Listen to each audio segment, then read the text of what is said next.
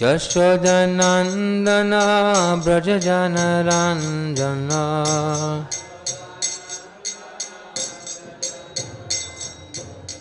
Yashodanandana Brajajanaranjana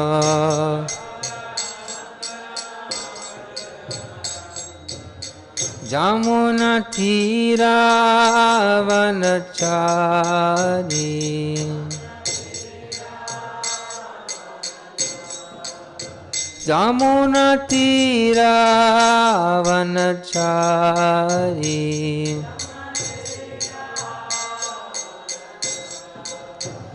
Jaya Radha Madhava Kunja Bihari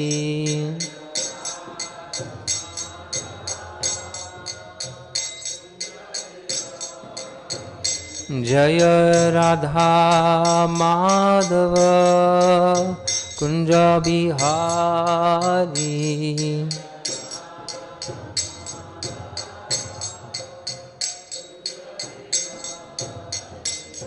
Hare Krishna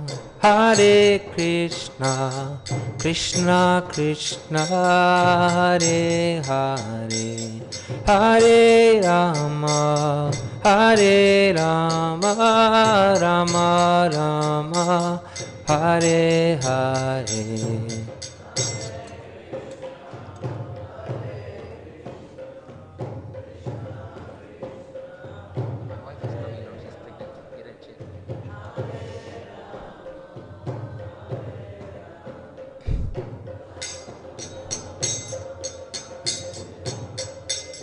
Hare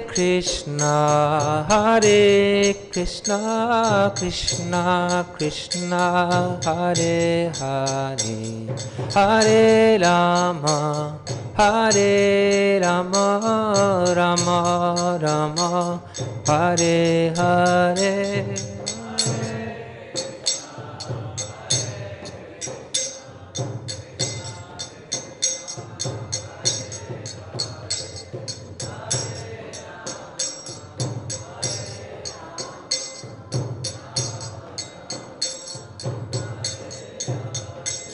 Hare Krishna Krishna Krishna Hare Hare Hare Rama Rama Rama Hare Hare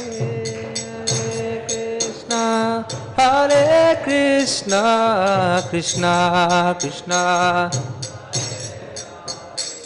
Hare Rama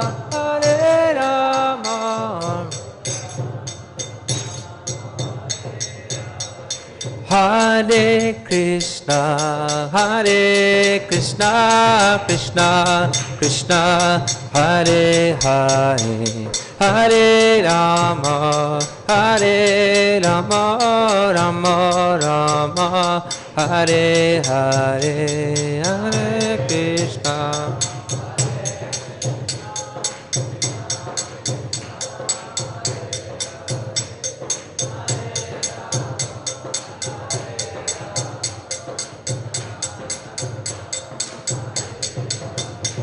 Hare Krishna Hare Krishna Krishna Krishna Hare Hare Hare Rama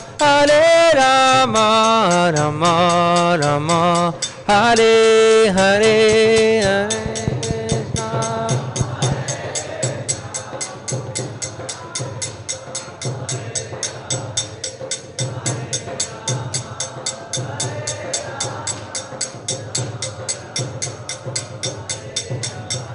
Jaya Radha Madhava Radha Madhava Radha Madhava Radhe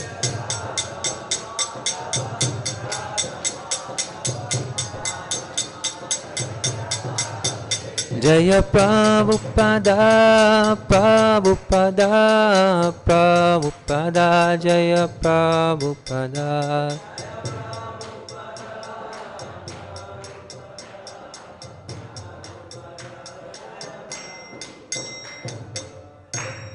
Jai Om Vishnupad Parahangsa Pariksit Bhaktivedanta Swami Srila Prabhupada ki.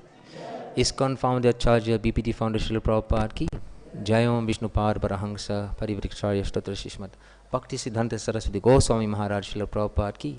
Ananta Koti Vaishnava Vrinda ki. Naam Acharya Srila Haridas Thakur ki. Prem se kaho Shri Krishna Chaitanya Prabhu Nityananda Shri Advaita Gadadhara Shivasati Gaura Bhakta Vrinda ki. Shri Shri Radha Krishna Gopa Gopinath Shama Kun Radha Kun Giri Govardhan ki. Brajabhumi Shri Vrindavan Dham ki. Shri Navadvip Mayapur Dham ki. Jagannath Puri Dham ki. Ganga Mai Jamuna Mai ki. Tulsi Devi Bhakti Devi ki. Samaveta Bhakta Vrinda ki. Janitai Go Premanande Hari Hari Bol. All glories to the assembled devotees Hare Krishna. All glories to the assembled devotees Hare Krishna. All glories to the assembled devotees Hare Krishna. All glories to Shri Guru and Shri Gauranga. All glories to Srila Prabhupada ki jai.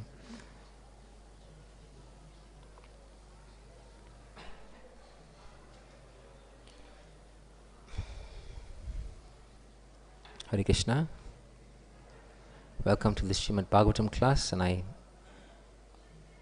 wish to take this opportunity to thank you for giving me a chance to speak today and for being in this class, for my purification and your inspiration. Hare Krishna. So today we're reading from Canto 1, Chapter 12, entitled Birth of Emperor Pariksit. Please repeat after me. Om Namo Bhagavate Vasudevaya. Om Namo Bhagavate Vasudevaya. Om Namo Bhagavate Vasudevaya.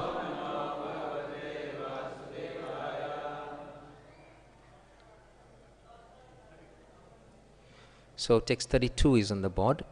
We will be reading text 31 first and translation, and then go on to 32, which we'll do responsively. Sarajaputra Vavride Ashu Shukla Ivodupaha Apuyamana Pitribhi Kashtabhir Iva Sonvaham.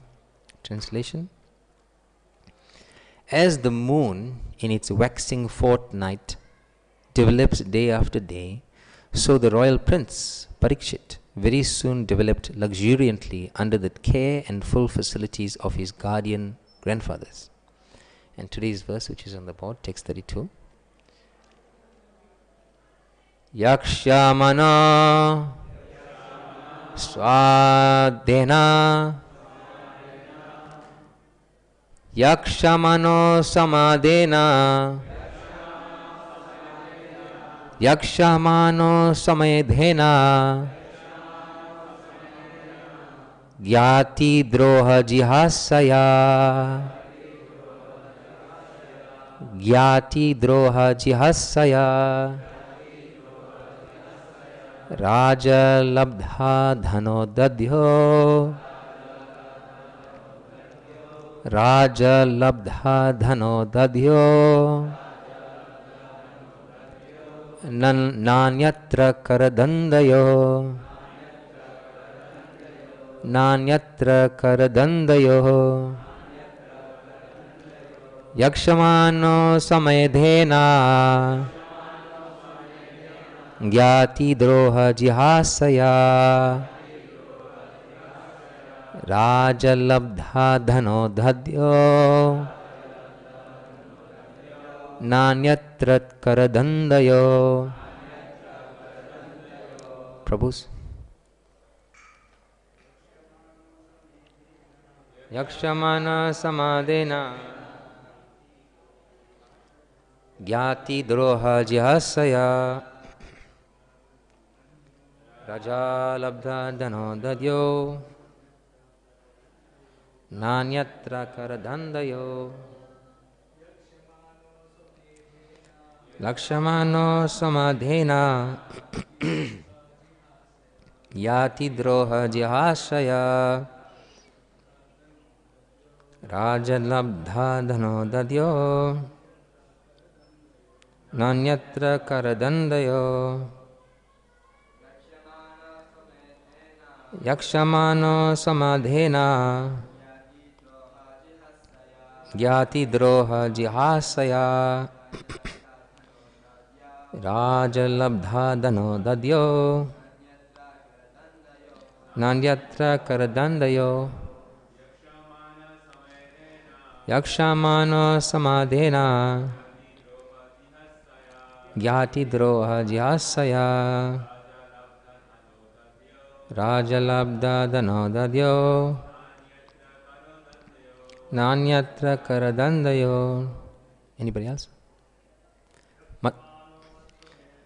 yakṣyamāṇo śvamedhena jñāti-droha-jihāsayā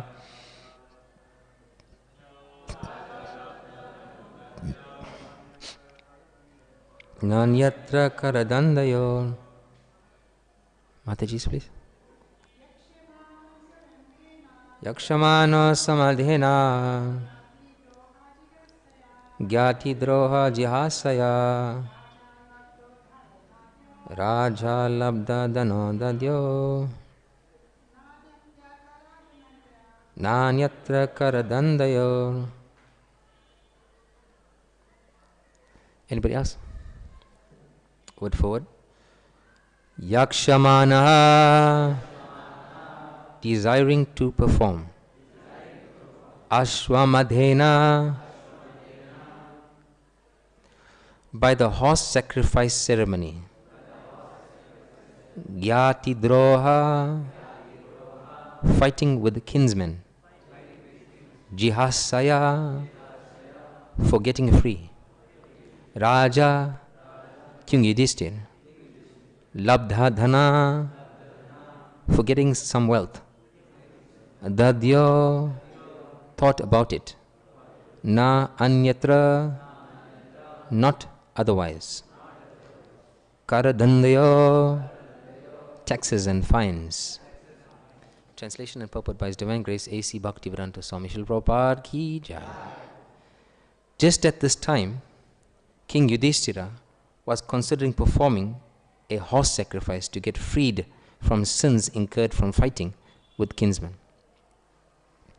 But he became anxious to get some wealth, for there were no surplus funds outside of fines and tax collection. Please repeat this responsibly. Just at this time, King Yudhiṣṭhira was considering performing a horse sacrifice to get freed from sins incurred from fighting with kinsmen. But he became anxious to get some wealth, for there were no surplus funds outside of fines and tax collection. Purport by Srila Prabhupada. As the brāhmaṇas and vipras had a right to be subsidized by the state executive head had the right to collect taxes and fines from the citizens. After the Battle of Kurukṣetra, the state treasury was exhausted, and therefore there was no surplus fund except the fund from tax collection and fines. Such funds were sufficient only for the state budget, and having no excess fund, the king was anxious to get more wealth in some other way in order to perform the horse sacrifice. Mahārāja Yudhiṣṭhira wanted to perform this sacrifice under the instruction of Bhīṣmadeva. Verse and purport and translation again. yakṣyamāṇo śvamedhena jñāti-droha-jihāsayā rājā labdha-dhano dadhyau nānyatra kara-daṇḍayoḥ. Translation. Just at this time, King Yudhiṣṭhira was considering performing a horse sacrifice to get freed from the sins incurred from fighting with his kinsmen. But he became anxious to get some wealth, for there was no surplus funds outside of fines and tax collection.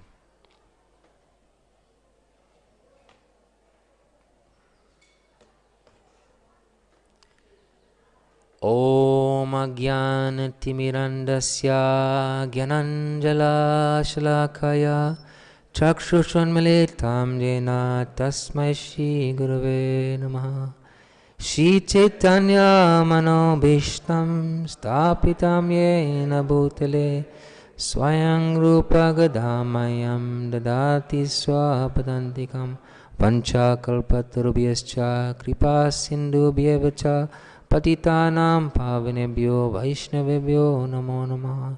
Jai Shri Krishna Chaitanya Prabhu Nityananda Shri Advaita Gadadhar Shivasari Gaura Bhakta Vrinda. Hare Krishna Krishna Krishna Hare Hare, Hare Rama Rama Rama Hare Hare. Namo Vishnupadaya Krishna Prasthaya Bhutale Srimati Bhakti Chaitanya Swaminiti Namine Namami Bhakti Chaitanyam Prabhupada Sevanam Shri Vrajadhanam Atmantin Padasham Kripanapam. Namo Vishnupadaya Krishna Prasthaya Bhutale Srimati Bhakti Vedanta Swaminiti Namine Namaste Saraswati Deve Gauravani Prachadine Nirvishesha Shunyavadi Paschata Deshatarine. Hare Krishna. Namo Brahmani Devaya Go Brahmani Hitaya Cha Jagat Titaya Krishnaya Govindaya Namo Namaha. We all familiar with this shloka? This is a shloka we say when offering bhoga to the Lord. Basically meaning, purport of this shloka is that Brahmanas and cows are very dear to Krishna. So, in today's verse, there's a lot of reference to Brahmanas and them being maintained by the government. Subsidized is the word Prabhupada used. And I thought I'll focus on Brahmanical culture today, as well as some other few points, but the main focus will be on Brahmanical culture and maintenance of Brahmanical culture, or lack of a maintenance of Brahmanical culture. The sages of Naimisharanya have gathered and have already attentively heard the narrations of Srila Sutta Goswami on the topic of Bhagavatam, and there's many other topics discussed in terms of the attack of Ashwatthama, etc., the avoidance of the Brahmastra weapon. And now the sages of Naimisharanya, the audience, wish to bring back the topic of discussion to Mahārāja Pariksit. So here at the moment in this series of verses in this chapter, there is a discussion of the glorious exalted qualities of Mahārāja Pariksit. And as we follow this discussion and descriptions and analysis of the character of Mahārāja Pariksit, we see that Sutta Goswami describes them in the superlative. There's the comparative and then superlative, good, better, best. So all these qualities are superlative, best in everything. Like, for example, you may recall in the 10th chapter of Bhagavad Gita, Krishna is giving examples of himself, of fishes, I'm a shark, etc. So best of everything. And in the same way, Krishna is pure devotee, Mahārāja Pariksit is being described. So it's interesting to note that is the Brahmanas who are being questioned by Mahārāja Yudhiṣṭhira here about what is the future of this boy, what will be his destiny, what will be his glories, tell us. And the answers are given by qualified Brahmanas, learned and qualified Brahmanas. So now we are at the point today where Yudhiṣṭhira Maharaj is considering performing a aśvamedhena yajna, or horse sacrifice. Why is that? Because he wants to be absolved of the sins of this great war of Kurukṣetra. Many thousands, hundreds of thousands of people died, millions of people died in this battle of Kurukṣetra. And therefore he feels that now we should do some sacrifice to counteract. So the first point that I thought I'll discuss today is about sin. In this verse, translation is, just at this time, King Yudhiṣṭhira was considering performing a horse sacrifice to get freed from sins incurred from fighting with kinsmen. But he became anxious to get some wealth, for there was no surplus funds outside of fines and tax collection. So it's sins incurred. So you may notice from our study of Bhagavad Gita in the first chapter, Arjuna, some similar doubt comes about sin in the first chapter. 1.36 exactly. Arjuna says, Sin will overcome us if we slay such aggressors. Therefore, it is not proper for us to kill the sons of Dhritarashtra and our friends. What should we gain, O Krishna, husband of the goddess of fortune? And how could we be happy by killing our own kinsmen? It's a realistic question. It's not an ordinary war. Generally, when you fight, you think, this is my enemy, I hate him, let me kill him. But Arjuna is looking and saying, there's my teacher, Guru Dronacharya. There's my grandfather, Bhīṣma. How can I kill them? He asks that, how can I raise in weapons in war people who I consider worshipable? He says that in Gita, chapter 1. So, Krishna responds with the presentation of Buddhi Yoga. Buddhi Yoga Purport explains in the purport of chapter 2, text 39. Buddhi Yoga is equivalent to Krishna consciousness or action in devotional service, and even Karma Yoga. But Karma Yoga in terms of renouncing the results to Krishna. So, Prabhupada says there in the purport of 2.39, Buddhi Yoga or Karma Yoga, in other words, the practice of devotional service only for the sense gratification of the Lord. Note that if you perform karma not for the satisfaction of the Lord, it doesn't come under this description of Krishna consciousness. So, since Yudhiṣṭhira was fighting for Krishna's pleasure, can we assume, therefore, that he falls under the same category as Arjuna of devotees who are absolved of sin? Yes, avashya, definitely.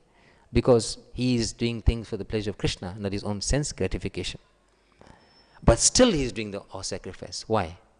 Because he is setting an example as an acharya. Am I audible, Shatrugna Prabhu? Yes, thank you.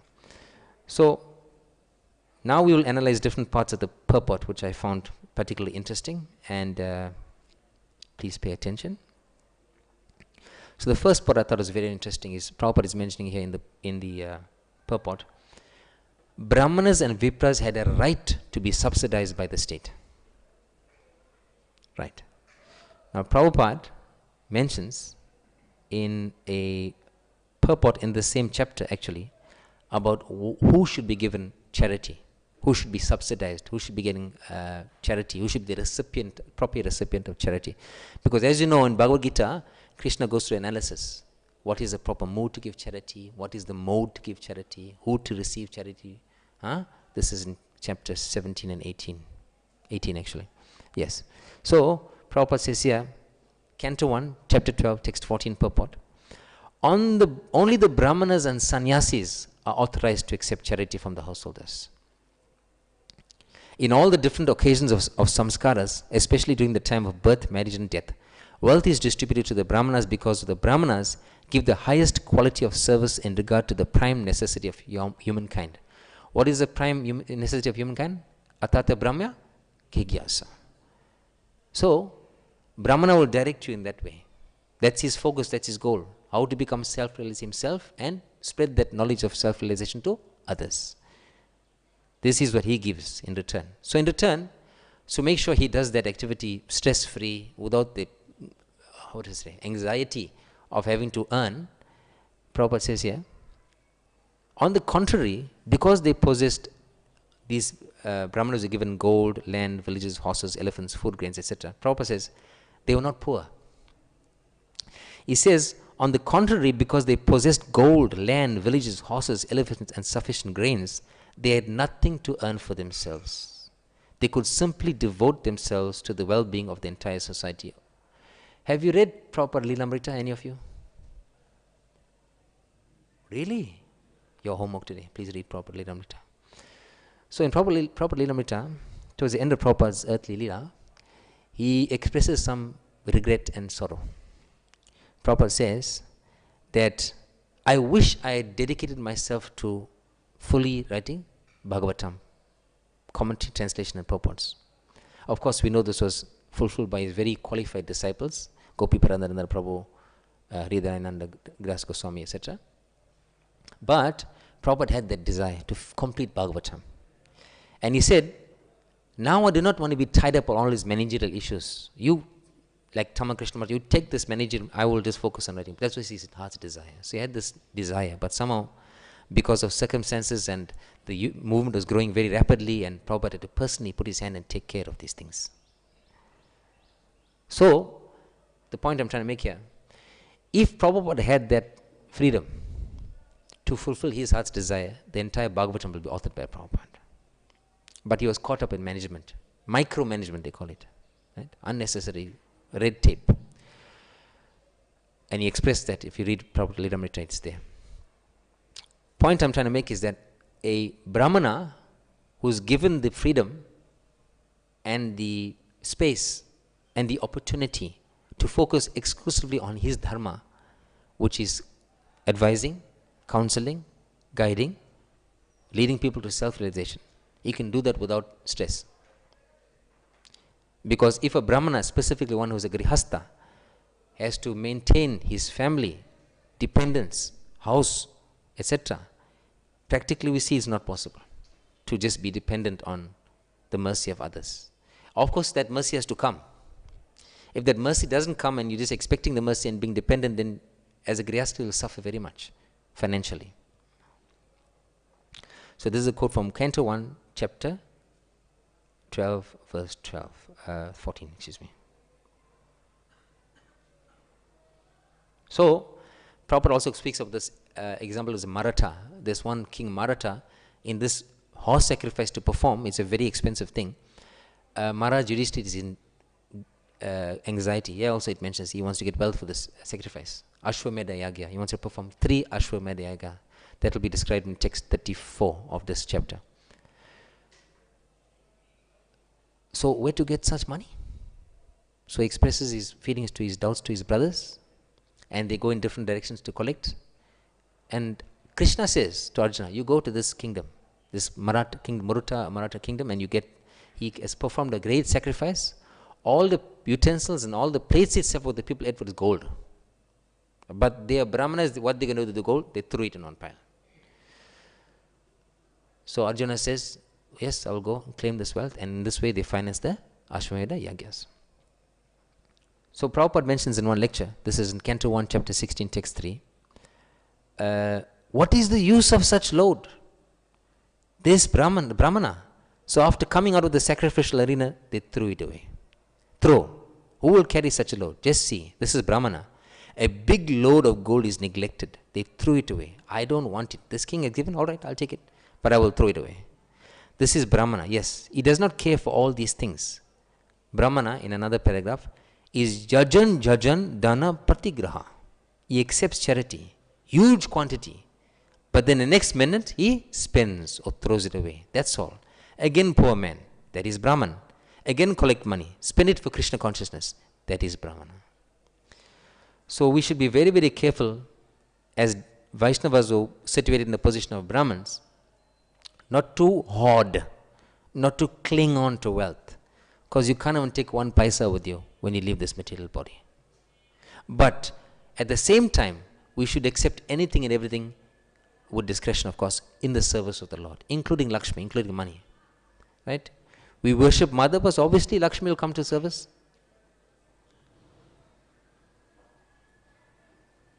So in chapter 10 of the Bhagavad Gita, there's an analysis of the word charity.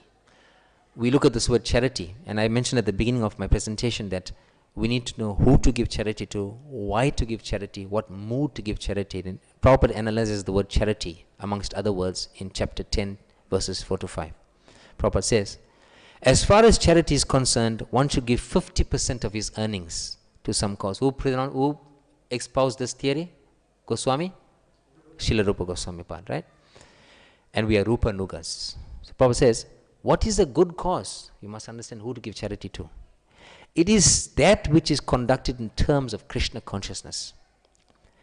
We see so many people giving in charity. This fund, that fund, save the rhino, save the whale, save this, save that. Yeah? But what about save the soul? Is there such a fund? Prabhupada started such a fund. That is not only a good cause, it is the best cause. Because Krishna is good, his causes are also good. Thus, charity should be given to a person who is engaged in Krishna consciousness. According to the Vedic literature, it is enjoined that charity should be given to the Brahmins. This practice is still followed, although not very nicely in terms of the Vedic injunction. I want to talk about that in this class. This practice is still followed, although not very nicely in terms of the Vedic injunction. Very important point. But still the injunction is that charity should be given to Brahmins. Why? Because they are engaged in high cultivation of spiritual knowledge. A Brahman is supposed to devote his whole life to understanding Brahman. Brahma jñāti Brahmana. One who knows Brahman is called a Brahmana. Their charity is offered to the Brahmanas because they are always engaged in higher spiritual service and have no time to earn their livelihood. This point I made earlier. If a Brahmana is given the freedom to do what he's supposed to do and not be concerned about raising funds for his own welfare, he can happily serve. So I mentioned that one sentence I'll discuss in detail more. So we need to first analyze about the roles in Varnasrama. So according to the roles in Varnasrama, a Brahmana is meant to educate, he is meant to be learned, he means to study and share that studies, he means to collect charity and spend that charity in the service of Krishna. And Kshatriya is meant to provide, protect and provide for the Brahmana and the sannyasis. So let's speak a little about two subtopics now. One is receiving charity and the second one is giving charity. And then around 8:40 we'll take some questions. So let's look at the first point about receiving charity with the example of Sinatran and Rupa Goswami. So Sinatran and Rupa Goswami were Brahmins, Saraswati Brahmins, but they took service under the king who was a Muslim ruler at that time, and therefore they lost their Brahmanical caste. So because they were obligated to serve this king, they couldn't do two things at once. It's the price they had to pay. Later on, when they came into the service of Sri Chaitanya Mahaprabhu, he didn't concern this external of whether you have been serving Muslims or whatever. He saw their pure spiritual potency and he made them Goswamis. But there was initially a certain obligation which you have to take note of. Then you look at the pastimes of Raghunath Das Goswami. Raghunath Das Goswami was receiving charity at the Jagannath temple in Jagannath Puri. And at one stage, we look at the mood of Raghunath Das because he was such a renunciant that after first standing at the Singadwar gate and begging for alms, he looked at his mentality and saying, actually, what is my mentality? I'm looking, he might give charity, he might give a donation, and he chastised himself mentally. Look at me. I'm so materialistic motivated. I'm weighing now who's going to give a good donation. Huh? And that should not be the mood of somebody who's doing begging, who's receiving charity. Actually, when you go out in book distribution, we are begging. And we had this experience also in South Africa. There's many Hindus, so we can tell the Hindus, but they have this what's called janda. It's a flag with the Hanuman worship and Lord Shiva worship sometimes. So some devotees will target where's the jandas and go to that house to sell books. Where's the jandas, you know? But this should not be the mood, because this is not the mood of Lord Nityananda Prabhu. Lord Nityananda Prabhu says, give the mercy to the most fallen. Look for houses where there's no jandas and go there. And then, but this calculative mentality was detected in himself by Raghunath Das. He's such an elevated soul. He detected, I've got this calculative mentality. I'm looking for people who are rich, who might give a donation. So in order to check that, I will stop this. I will go to the place where the wasted rice is there. I will peel the outside. This is not the ordinary rice that flowed out from the cooking rice and you threw. This is discarded rice. The cow came, smelt it and said, no, no thank you. Doesn't want to eat it. So even at discarded, the cows itself don't want to eat it, took and cleaned and ate. After some time, Mahaprabhu found out, this is what Raghunath Das came saying, Raghunath Das, you are feasting here. And then people are surprised because this attracts the attention of Mahaprabhu. That his renunciation was such, is described like they were like carved like lines on stone. This is a renunciation. So this month we know we're performing some tapasya, some renunciation for the month of Kartik, as well as this 5 days which is Bhīṣma Panchak. So imagine austerity of Raghunath Das. So charity itself can become a burden to the receiver. So a few days back, maybe a week ago, we were back in Koladweep, in Navadvip, and the place that's on the island of Koladweep. And we went to the Samadhi of Srila Jagannath Das Babaji Maharaj. And our speaker, Srila Naragopal Prabhu, was mentioning about some pastimes. And there's one pastime when Jagannath Das Babaji Maharaj was given a 2 rupees donation. So after some time, we went to catch this person and give it back. So the associate said, why you want to give this back? Donation 2 rupees you can keep. Then he says, no, actually, Jagannath Das or Gaurukishore Das? Jagannath Das, thank you. Sorry, I just had one quite doubt in my mind. I want to clarify, thank you. So he says, I want to give this 2 rupees back. And you think 2 rupees, can't even buy a bubble gum these days, So what is 2 rupees? But he thought, no, I must give it back because I'm taking this person's heavy karma load. Rather give it back. I don't want to, I'll be obliged to this person. So this obligation is there. When we receive such charities, an obligation is there from the recipient to the donor. And there's one very nice history, including Krishna and Radharani, which I can speak very briefly about. One very poor Brahman came to Krishna, says, Krishna, I have great difficulty. I have daughter but no finance to marry daughter off. What can I do? You give some charity. He says, on the stula, on the scale, you put everything, anything, whatever you put there, my most valuable thing, you can take that with you. So different things he was calculating what to put. Krishna immediately put Radharani on the scale. This is my most valuable. Then the Brahman started crying. He says, Hare, I give him my most valuable, my Radhe, I am giving you crying also. He says, no, yes, Krishna, before I had 1 daughter to marry, now I got 2. So double problem for me.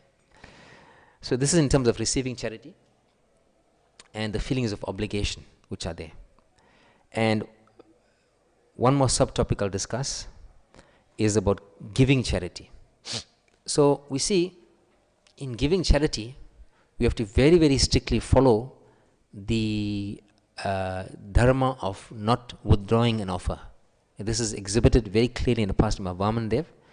Vāmanadeva went to Bali Maharaj and he begged for 3 steps of land. Immediately, Bali Maharaj agreed. But in the side, Sukracharya was there saying, no, this is Vishnu in disguise. Don't give, not even 1 step give. But Bali Maharaj insisted, no, I had promised, I gave my word. And the earth can stand any weight except the weight of a liar. So please, I don't want to break my promise. Rather, he disobeyed his guru and gave the land to the little Brahmana Brahmachari, who actually was Lord Vāmanadeva. So this is the mood of giving charity. We should not hold back. We shouldn't calculate. And we shouldn't announce what we are doing. When giving charity, we shouldn't make it a public knowledge. I am giving this charity, hey! No, not like that. Right? In fact, my mother-in-law, very intelligent, Mataji, Maligattura Selvam, she says, if you're giving with your right hand, your left hand should know what you're doing. So you shouldn't be calculative in giving charity. One good example of very astute and very magnanimous person to give charity is King Nriga. So King Nriga was giving charity on a regular basis. Not 1 or 2 cows, hundreds of thousands, lakhs of cows he was giving. So in his enthusiasm to give, he made some slip up. He donated the same cow twice.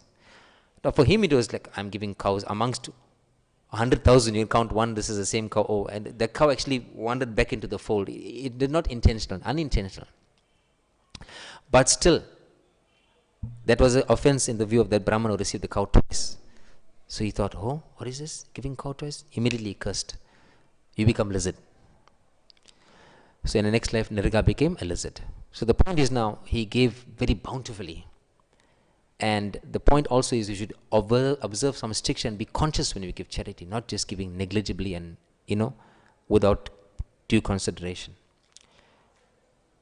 The second part of that purport, the first part is about Brahmana. Prabhupada says, as Brahmanas and vipras had the right to be subsidized by the state executive head had the right to collect taxes and fines from the citizens. So there's a balance there. On one part we say we have to give charity to the Brahmins, that's correct. But the other part is the state has the right to collect taxes. So that also should be done with great discrimination and great discretion. So Prabhupada says here in Krishna book, chapter 20, clouds are accumulated water drawn from the land by sunshine. Continually for 8 months the sun evaporates all kinds of water from the surface of the globe, and this water is accumulated in the form of clouds, which are distributed as water when there is need. Similarly, a government exacts various taxes from the citizens, such as income tax and sales tax, which the citizens are able to pay by the different material activities like agriculture, trade, industry, and so on. This taxation is compared to the sun's drawing water from the earth. When there is again need of water on the surface of the globe, the same sunshine converts the water into clouds and distributes it all over the globe. Similarly, the taxes collected by the government must be distributed to the people again as educational work, public work, sanitation work, etc. This is very essential for a good government. The government should not simply exact tax for useless squandering. The tax collection should be utilized for the public welfare of the state. So we see, if we analyze modern society, I don't know of one single suburb in the world, correct me if I'm wrong, where people are perfectly satisfied with the sanitation work, the refuse removal work, the educational work, the facilities. Do you know of one single suburb in the world where that exists? No. Everybody is dissatisfied. But when it comes to collecting tax, the government's hand is out there. Two hands are there to collect the tax. When giving something back, oh, we are short of funds. Oh, we have to pay this minister's salary, which is the truth, but they'll never say that.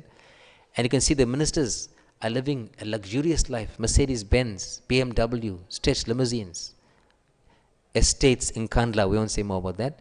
So many ways they are extruding the tax and using it for selfish purposes. This is not the way to use tax. You take the tax and then use it back for the people, like sun gives back. So one classical example of this is in Ramayana, in the character of Srimad Dasharatha. So Prabhupada says in the lecture in Surat, Srimad Bhagavatam 6th Canto, Chapter 1, text 41 to 42, December 23rd, 1970. Formerly kings, they would distribute money like anything. They would collect money by taking tax, but at the same time they would distribute. The example is given in the case of Mahārāja Yudhiṣṭhira, that he was exacting taxes just like the sunshine exacts water from the sea and turns into clouds and distributes all over the planet. Similarly, a Kshatriya's duty is to collect, the government's duty is to collect tax, heavily tax, but the money should be distributed to all the citizens by different ways. That is the way, dana bhavajam. Not that I collect tax and engage in my senses gratification. I employ my 300 prostitutes for dancing for me. This is the call of falling down of monarchy system. Okay, so at this point, if there's any devotees you'd like to leave for the Bhīṣma Panchak Vrata, you can go. I'll finish at around 2 minutes to 9. So for those who wish to leave now, you can go. So at this point, you can think about your questions. I'll take questions now. Mentioning Bhīṣma Panchak, this month of Bhīṣma, Kartik ends in 5 auspicious days called Bhīṣma Panchak. And it's described in the Hari Bhakti Vilas that if one is unable to do any special fasting or sacrifice for Kartik month, in the last 5 days is especially potent. If you follow the vows and vratas very strictly in these 5 days, you get the benefit of following it for the entire month. But it's optional. And there's various offerings you can do downstairs in the temple room, like offering of a lotus, etc., malika flowers. Okay. Srila Prabhupada ki jai. So, if there's any questions or comments, please ask. Yes, Prabhupada. Give him the microphone.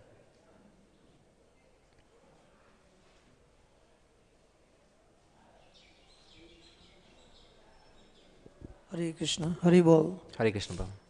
Prabhu, thanks for the class. In the Bhagavad Gita, it is said that there is no question of sin for Arjuna because he is fighting on the orders of Krishna. But here it says exactly opposite. So would you like to clarify? Good question. Yudhiṣṭhira is taking it upon himself, although it's not necessary. He's still doing it. Right? And actually he's doing it on Krishna's instruction. Krishna advised to perform 3 aśvamedhena, sacrifices. The advice came from Krishna himself. So yes, it is true that no sin was incurred. It's explained by Krishna except in chapter 2, text 33. If you do like this, you will not incur sin. But still, Yudhiṣṭhira went ahead and did it as an example for the people that they should properly perform their Varnasrama dharma. This does not come on with the ambits of bhakti, pure bhakti. That is an act of Varnasrama dharma to protect against reaction. Yes, Rupa. As you mentioned that nowadays that the government is not taking care of the citizens very well. So in that case, when the dissatisfied citizens also try to find another means to save taxes, tax evasion and other things. So now citizens are not ready to pay the taxes and the government wants to collect taxes and don't want to take care of the citizens. So what's the remedy, what's the solution of this? To be honest with you, Prabhu, there is no remedy.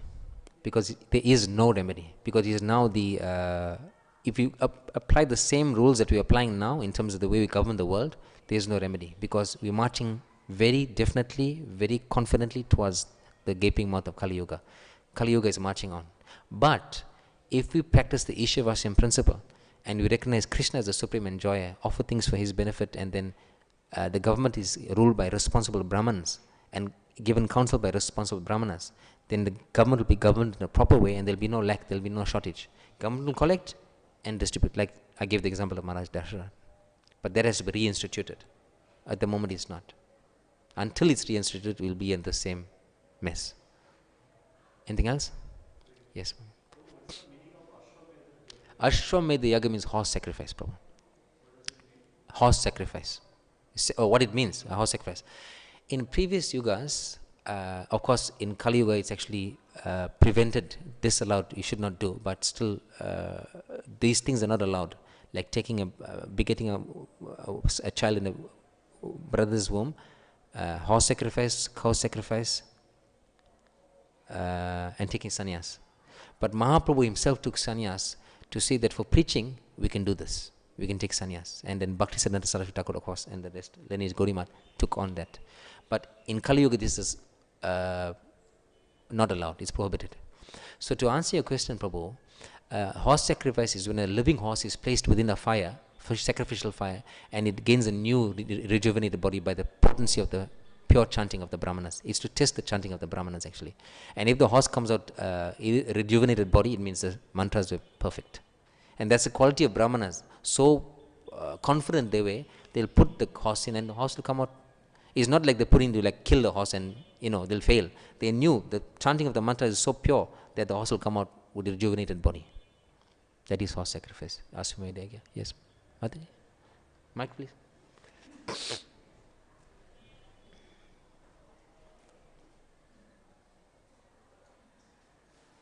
Hare Krishna, Prabhu. My question is, you mentioned about Buddhi Yoga, Sankhya Yoga and Jnana Yoga. Are they similar or what's the subtle difference if there is? In chapter 2, text 39 purport that's discussed, there's actually two terms of Sankhya, but the Sankhya mentioned in Bhagavad Gita by Krishna is the analytical study of minutely studying everything. But these terms are not the same. Sankhya Yoga and Buddhi Yoga are not the same. That's discussed in that purport, but it's not what I talked about. I spoke about Buddhi Yoga and Prabhupada equating Buddhi Yoga to Krishna consciousness or Karma Yoga. And Karma Yoga means working and giving the results to Krishna. That's Krishna consciousness. And what's the Buddhi Yoga, please? Buddhi Yoga means intelligently using your skills and your service in work for Krishna's benefit. Buddhi, right? Sankhya is analytical. Sankhya is analytical study of things minutely. And Jnana Yoga is just studying the scriptures? Dhya. Jnana. With J. Jnana means knowledge, cultivating attachment to knowledge, using knowledge in the service of Krishna. Jnana Yoga. Patita, something about Jnana Yoga? Buddhi Yoga is the same as Bhakti Yoga. I mentioned that. Or Bhakti Yoga. So Buddhi Yoga, Krishna consciousness, Bhakti Yoga is the same thing. But Sankhya Yoga means analytical study of the different constituents of material. And the conclusion of that, of Sankhya Yoga, is Krishna as the ultimate cause of all causes. So end result is same. It's like touching your nose like this and like this. And also in the purport in the purport it mentioned about the Bhīṣmadeva. So was he not, didn't he leave his body during the war or something he said about it? Oh, he he worked under the instruction of Bhīṣmadeva. So this instruction could have been given earlier. Oh, okay, thank you. Mataji at the back has a question. Thank you for your question, Mataji.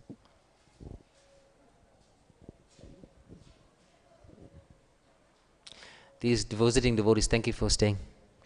Welcome to Mayapur. Nice to see you. Hare Krishna Prabhu.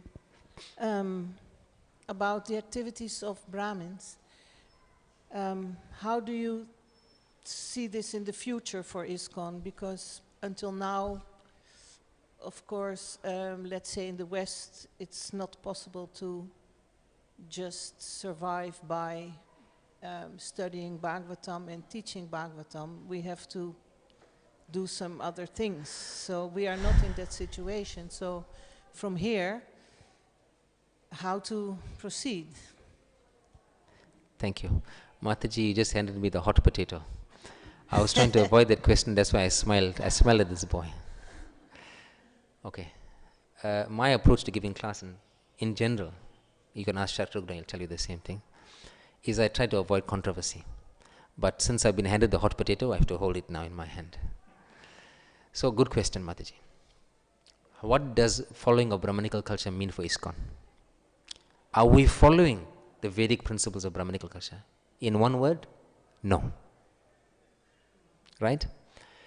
And that is why you see discrepancies in the society. If we are following everything according to Vedic principles and exactly according to the teaching of Srila Prabhupada, there will be no discrepancy, there will be no contradictions. But if you honestly observe what's going on in ISKCON today, I'm not causing offenses, I hope, right? Then you can see there's a lot of discrepancies, things don't add up. Like the question that Mataji wants to know is, how can a grihasta, I would assume, maintain himself, or how will the society maintain themselves if they're just basing their lives on study and preaching and nothing else? So this comes to the practical level of application of Brahmanical qualities. Of course, at the time of Srila Prabhupada, most of the devotees were temple residents, right? And I'm specifically talking about sannyasis and brahmacharis. And Prabhupada was hammering the point of Varnasrama system in terms of strictly following a Varnasrama system and Devi Varnasrama system even. And he was trying to present this as a blueprint for the society at large, not just ISKCON, the society at large. And as time went by, Srila Prabhupada realized that Varnasrama system is not something we should transcend, but something that we need ourselves. We need to fit into that slots of Varnasrama to properly function as human beings first, and then transcend to Devi Varnasrama and beyond. Right? So, in the proper functioning Varnasrama system, a Brahmana, a Kshatriya, a Vaishya, a Sudra, a Sannyasi, Brahmachari, Vanaprastha and Grihastha all have their respective roles. And in the earlier days, when it was just temple life and brahmacharis, it was much simpler to do. Then as ISKCON evolved, Grihastha ashram became more prominent. Many of the devotees realized that we cannot make it as sannyasis or lifelong brahmacharis. Some of them had to get married. To the extent that Prabhupada himself began to marry off his disciples to make sure everything was done properly. And initially when ISKCON was small, we saw that it was possible to live simpler lives. In fact, here we have an example here in Bhajan Kutir. It was Prabhupada's room. That whole house was Prabhupada's room, divided by a sari. Then there was Grihastas. And then also, I think next one maybe Giriraj Maharaj was a sannyasi. Then the household, I think Malati and her husband stayed in the same house. Just one sari separating. And I heard something mentioned in ISKCON before, that there was just a bundle of dhotis. It's washed together and thrown in one pile of dhotis. So you can get one dhoti, one kurta, and that's your wear for the day. So that's a level of detachment people are talking about. It's this borderline brahmachari basically, right? And then that sort of renunciant life was going on.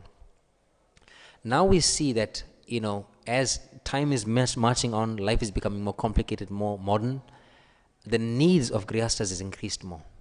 And whereas the number of children at that time was not so many, in terms of dependence of the grihastas, is increased now, right? So the need to have income in the hand has increased from just being to subsist. Like you may have heard of this term in ISKCON, it's called maintenance. A grihasta receives maintenance, right? I can tell you as a grihasta living in Mayapur, that the maintenance offered in Mayapur is not enough to live. It's not enough to live, right? With all due respect to my departments, Vanchakalpa, but that's the way it is, right? And we are finding many devotees in Mayapur having to do a sideline to survive. I'm not even talking about living an exorbitant wealthy life. I'm talking about putting chapatis on the table, bus, right? And comes a point people cannot manage even that, so they have to leave. Not that they wish to leave, but they are forced to leave. So if the society was run according to these purports that I read to you, Mataji, we will see that those brahmanas will be provided for and can continue with their brahmanical practice.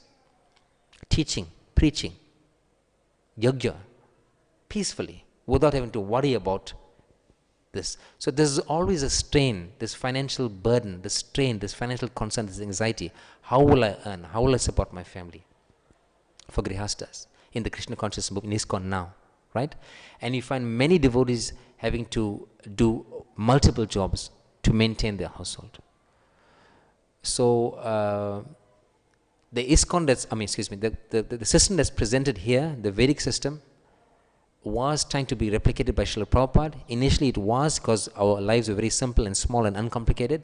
Then as time and Kali Yuga progresses and life gets more complicated, we also take on more of the, what should I say, we are getting conditioned by the material environment actually and becoming very modern ourselves, which shouldn't be. Prabhupada says simple for the simple, and plain simple living and high thinking that's not being practiced now, and it was practiced then. And another point I thought of which could help assist clarify this, I'm going to just finish with this because it's 9 o'clock, is that there's a demon called Shakatasura, and Srila Bhaktivinoda Thakur, he analyzes each demon and the anyatras they represent. So in the case of Shakatasura, it's a load-bearing tendency. And by kicking that cart, Krishna destroys that demon. And what is a load-bearing tendency? The load-bearing tendency is a self-imposed burden. When we're born in this world, we have no burden. All the burdens that you have is self-imposed. So when we don't take proper shelter of Krishna, when you don't have proper faith in Krishna and surrender to Him wholeheartedly and fully, then we take on many ways to make ourselves comfortable and those self-imposed burdens to be more and more comfortable, separate of that shelter of Krishna and separate of that faith of Krishna. Earlier days of ISKCON, people were completely dependent on Krishna. There's one pastime of Shyamasundar. They got the berry place in London, Soho Street, I think so. And then Prabhupada got it, but there was no way to pay the rent. And there was 3 Grihastha families, and Shyamasundar was walking through the streets of London crying, how will I get this money? Then he saw one pound note flying. What is this pound note is flying all of a sudden in London? Another one, 2, 3, 4, 5, 6, 10, 20. So many pound notes, and there's nobody there in sight. Just all of a sudden, the Shyamasundar collected the money. It was exactly the money they need to pay the rent.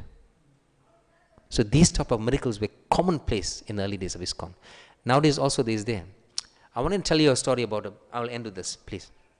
I want to tell you a story about a modern day Sudama. Sudama Vipra was exclusively dependent on Krishna. Till a point that his family was starving. At that point they said, I don't want to ask you, Prabhu, please ask Krishna, I need to eat something. Children are crying for food.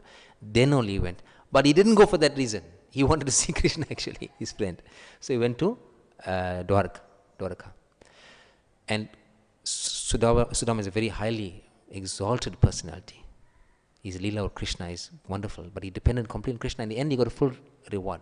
But he also paid Krishna that also got this, let me be sober, that when I get this charity, I must not become overwhelmed and lose my consciousness of you.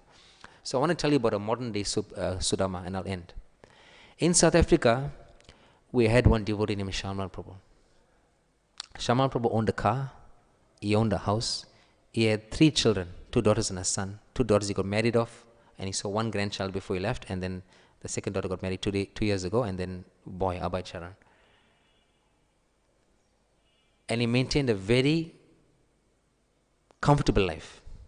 Shyamal Prabhu didn't work a single day of his life. Not 1 day of his life. So how did he manage this? He collected funds for ISKCON. He practically built Radha-Radhana temple in Durban by collecting. He helped fund Mulder's Drift project and other projects in Hillsborough in South Africa and other temples in other parts of South Africa. And he dedicated himself to fundraising. So people who noticed this, the rich Gujaratis, etc. in South Africa, they funded him in every respect. So that's an example of a modern day Sudama. So it is possible, Mataji. But it takes complete faith and surrender to Krishna. And when that happens, and we see it also with some devotees, they surrender and they live very, very simply, and Krishna takes care completely. And it's not like a lack of faith in Krishna and we're not devotees that we tend to, it's because the society of ISKCON should facilitate brāhmaṇas more so that they're freed of that tension. And at the same time, there must be a simultaneous full surrender in faith to Krishna. So we'll stop there. Thank you very much. Granth Raj Srimad Bhagavatam ki, Srila Prabhupada ki, Gaur Premanand.